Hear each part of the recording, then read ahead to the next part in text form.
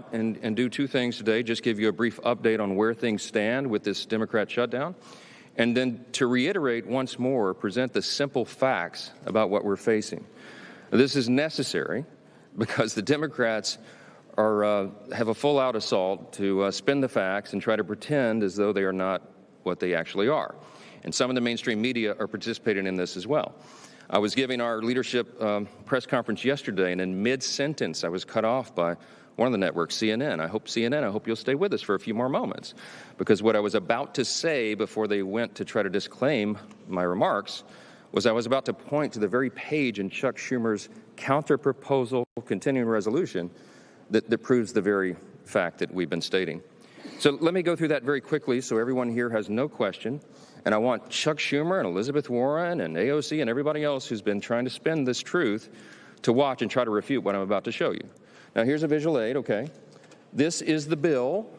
This is the counter-proposal continuing resolution that Chuck Schumer and the Senate Democrats filed. 2 weeks ago, mid-September, the House passed a clean, simple continuing resolution. It merely continues the Biden-era policies and spending that we're enduring right now for 7 more weeks to allow the appropriations process to continue. That's Republicans and Democrats in both chambers working together to get the government funded. We ran out of time because the end of the fiscal year is September 30th. We needed a few more weeks, so we sent it over. Ours is 24 pages in length. It says, let's just keep the status quo so this process, this procedure, this regular order can be done. Chuck Schumer rejected that. Senate Democrats rejected that. Now, 3 times they voted against that measure, and this is what they propose in advance, in exchange for that. So instead, the counterproposal, this is page 57. This is on our website. Go to speaker.gov. You can get all these visual aids for yourself, all right? Page 57, section 2141. You see the highlighted language. There's a lot of legalese in this legislation, in these bills, but it says that they want to repeal the health subtitle changes. What does that refer to? You read down here, Public Law 119-21. That's the one big, beautiful bill. That's the American Families Tax Cut. What they want to do is repeal the very important and necessary changes that Republicans voted to put into law. President Trump signed that into law on July 4th, triumphantly on Independence Day. It was a great marquee achievement for lots of reasons. But some of the most important provisions in that law was that it eliminated fraud and abuse of our health system. Medicaid has been rife with fraud and abuse, and so we reformed it. Why? To help provide more and better health services for the American people. Because the problem with Medicaid is it's been abused. We had so many people on Medicaid that never were intended to be there. Medicaid was written for the people who need it most, the elderly, the disabled, sometimes young pregnant women who are in difficult situations.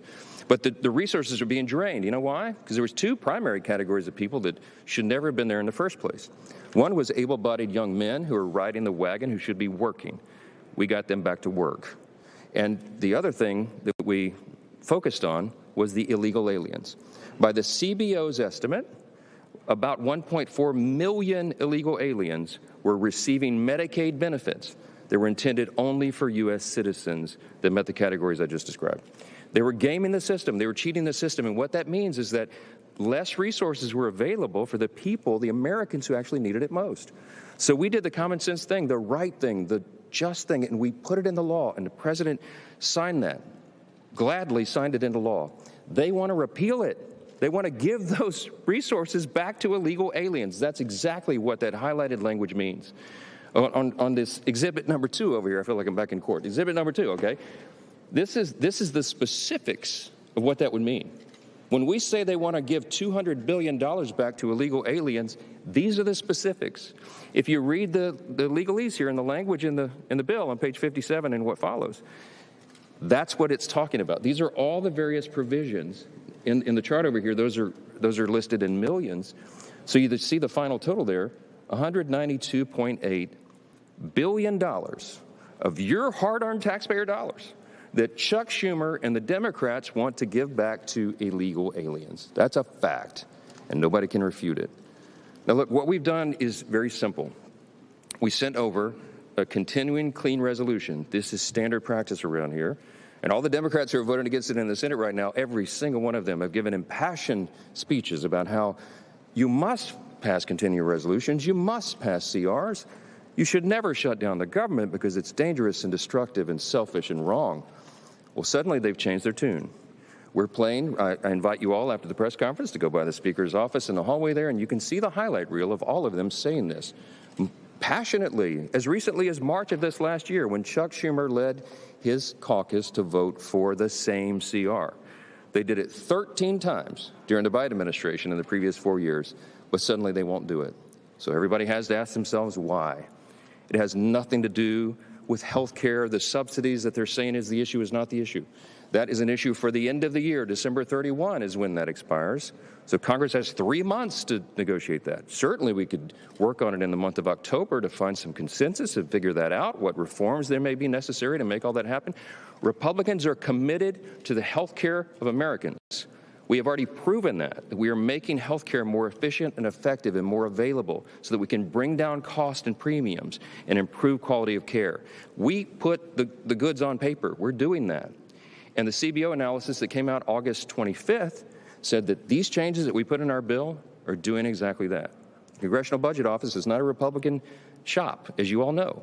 They typically go against what I'm doing, okay, but they had to admit that this is going to make 2.3 ineligible recipients no longer on the Medicaid rolls. It's going to save $185 billion for taxpayers. That's exactly what we promised, and that's what's going to be achieved. But we have more reforms coming to try to fix Obamacare, which is not working for the people. But you need common sense, responsible Republicans who are serious about policy to fix that for the people, and that's what we're working to do. The Democrats are stalling that because they need a political talking point. And why? Because Chuck Schumer, who leads the Democrats, is terrified that he's not going to win back his Senate seat. He's afraid that the Marxist far-left corner of his base is going to challenge him in New York. Maybe many of you have noticed New York is probably going to elect a Marxist for mayor. He's terrified by that development. Chuck Schumer is a far-left progressive politician, but he's not far enough left for this base. And so he's got to show a fight against the president. He's got to show that he's fighting Republicans. And because they're playing political games and they're not doing what he himself said passionately as recently as 6 months ago that must be done, that you passed a standard bipartisan CR. Because he needs political cover, he is dragging the American people through this. And who's getting hurt? Women, infants, and children, nutrition programs that are now stalled. Veterans' health services that will not be provided. People who are low-income Medicare recipients who receive telehealth and health treatment at home. Many of those programs are not being funded. We have troops and TSA agents and Border Patrol agents who are working without pay, protecting the country. And you have FEMA services, health insurance policies, for example, that are being stalled in the middle of a hurricane season because the Democrats want to play political games and try to obscure the real facts at issue. We challenge them. We challenge them to tell us why they're not trying to give illegal aliens health care again when they put it in their own bill. This is not Republicans playing games. I could have put Republican conservative priorities on the CR and sent it over there, but I didn't. And so when you all ask me, why aren't you negotiating with them? I don't have anything to negotiate. Leader Thune and I can't take off Republican priorities that we put in the CR and say, hey, is that better? Could you vote for that? Because we didn't put them on there in the first place. Why? Because Republicans are being responsible. We're operating in good faith, and we're trying to get the Democrats to do their job, and they won't. Those are the simple facts, and they cannot be obscured. I'm so grateful for the strong leadership of my colleague and partner over in the Senate, and I'd love Leader Thune to give you a little update here. Well, thank you, Mr. Speaker. The Speaker is right. We have an opportunity to pick up a House-passed bill that, if it passes the Senate, will be sent to the White House. The President will sign it, and the government will reopen. It's that simple and that straightforward, and that's all we're talking about here. All we need is a handful more Democrats. We have a majority of senators, 55 senators, have already voted for this clean, short-term, nonpartisan CR. As the Speaker said, no policy riders, no gimmicks, nothing in here that benefits Republicans. This is a straight-up 7-week funding resolution, and we need it to keep the government open. And if we don't keep the government open, you'll have all the things that the Speaker just alluded to, all the Americans who are adversely impacted by this government shutdown. Now, this is something, as you all know, as recently as the last administration, during the Biden administration, when the Democrats had the majority here in the United States Senate, the Democrats on 13 different occasions voted for this, a short-term continuing resolution. Now, I have to ask, what's changed? What's different about this? What's different is who's in the White House. That's what it's about. It's all about President Trump and the Democrats needing to pick a fight to satisfy their far-left political base, far-left activist organizations who are the tail wagging the dog right now. That's all this is about. And you have a Democrat leader from New York in the Senate, a Democrat leader in the House from New York, and you have a mayoral race in New York. You've got AOC. You've got all these people that are bringing pressure to bear on what should be a routine, simple, straightforward proposition, and that is a short-term continuing resolution to keep the government funded, which is sitting right now.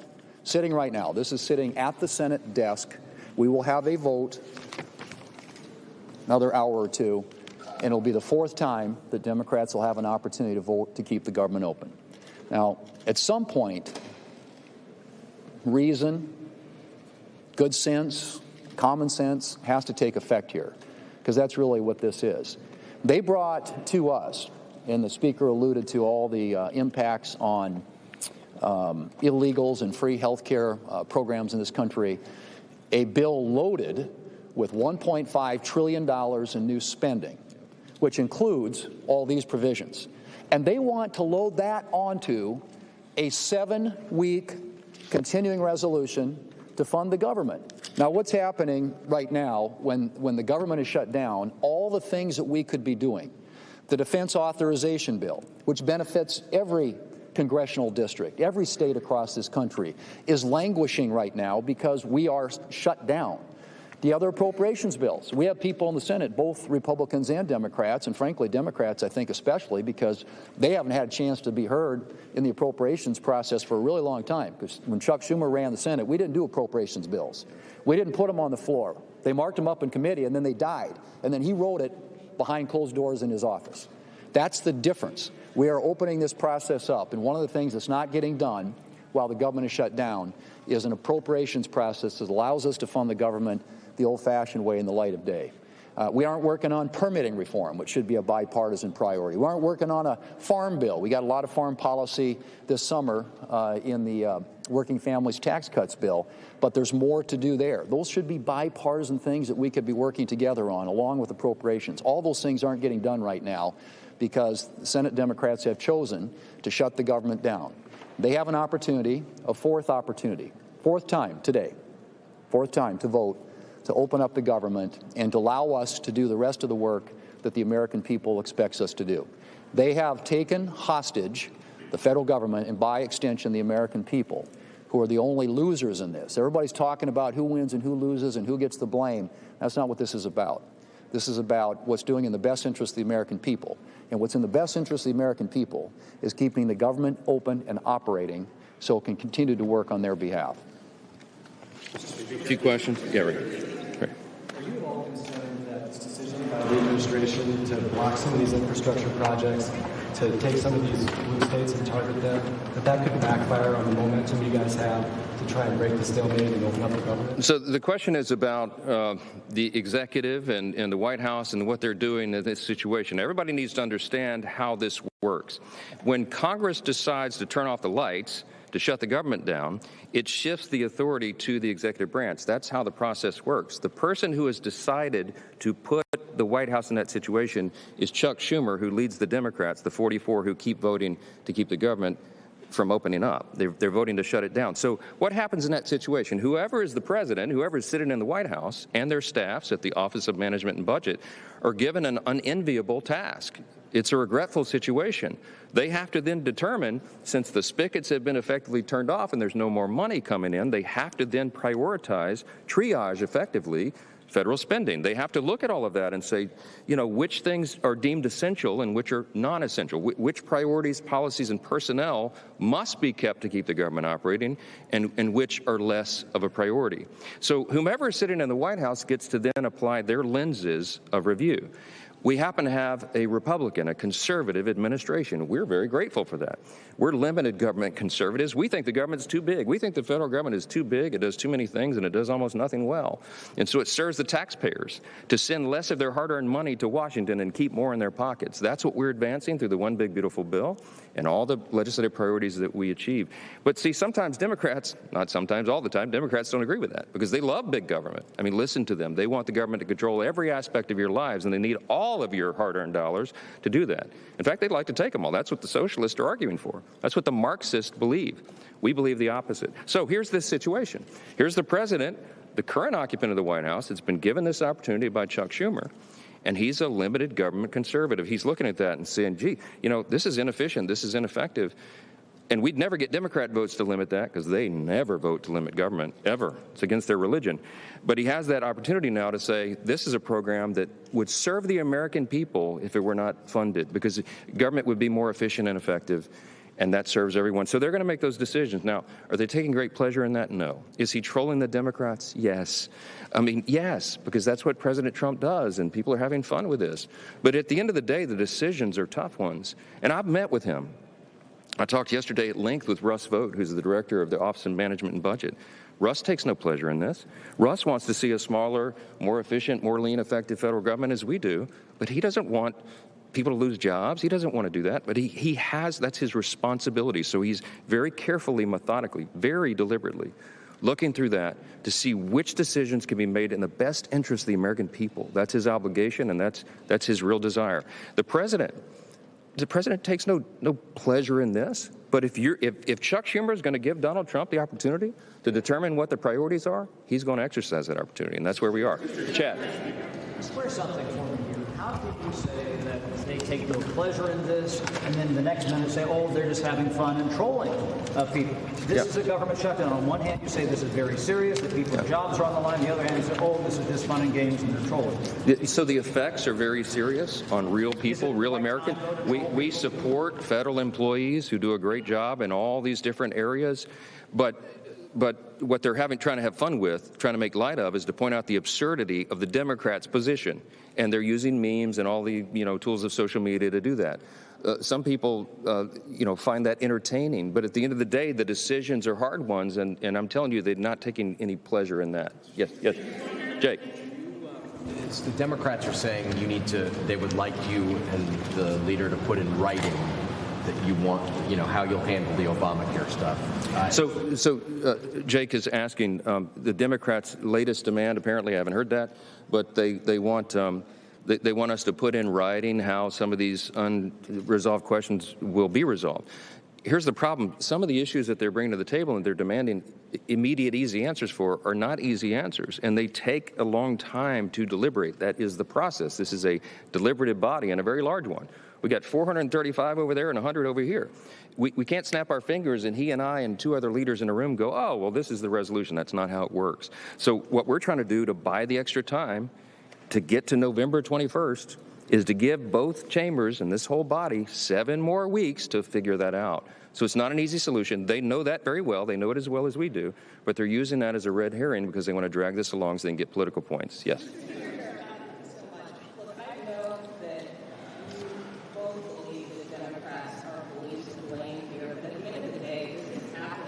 On your watch. Do you take any responsibility for what's happening? And what is the justification for not holding votes in your chamber this week and potentially yours this weekend when there are some bipartisan conversations happening in the Senate?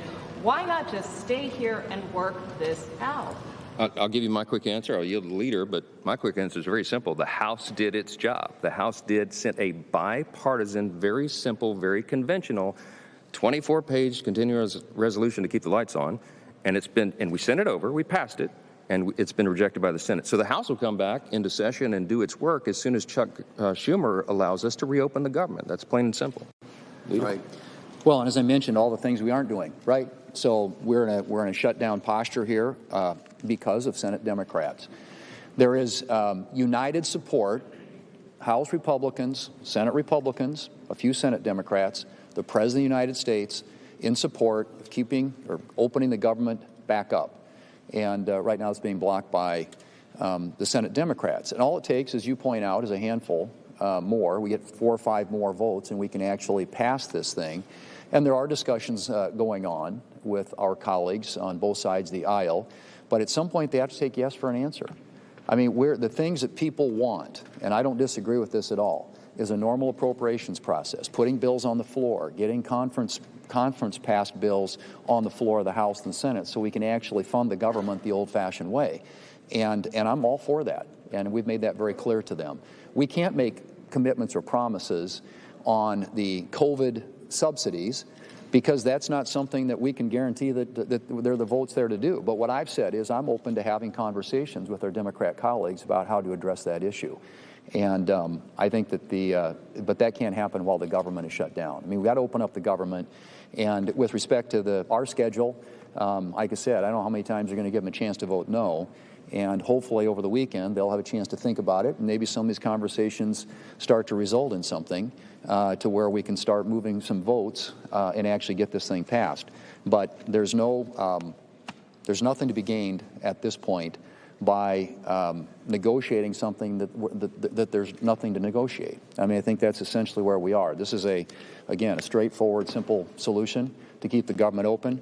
And then all these other issues that we're talking about, we're happy to sit down and have conversations. The president said that this is an unprecedented opportunity to make cuts to programs. Do you see that as an unprecedented opportunity? And is that helpful toward these bipartisan negotiations? You mentioned you only need a handful more Democrats. Well, I mean, as the speaker pointed out, when you're in a shutdown situation, you have to manage the government. And any administration is going to make decisions based on their priorities. Figure out where to move money from here to here, this agency, this department, these employees. That's the situation the Democrats have put the administration in. Now, to your point, I mean, I think they're going to make decisions that are consistent with their priorities. And yes, they're going to have a different political view of the world than the Democrats might have, but that's what the Democrats have wrought by doing this. They are allowing the administration to do the very thing that back in March they said they didn't want to give them the authority to do, and that's to make decisions just like that. But that's what's going to happen.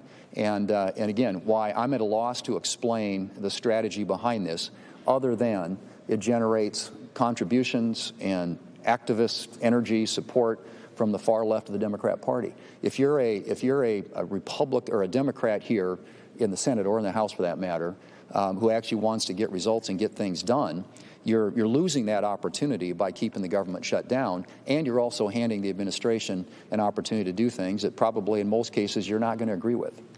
Last question. Speaker. Is out with a new poll that shows overwhelming support, including among Republicans, to extend the Obamacare subsidies. I know you both said you want to reform them. So do you commit to doing something to address those subsidies so that insurance premiums don't spike for Americans? Republicans commit to continue the work that we've already been doing and demonstrating to bring down costs and improve quality of care. We are committed to that, and we will do whatever is necessary to make it happen. This is one of many issues that have to be deliberated and discussed through our process. What we're asking the Democrats to do, I'll close as we began. Please open the government so we can do that work, so that all the members of both chambers can be here to do the work, to legislate and to deliberate. They've stopped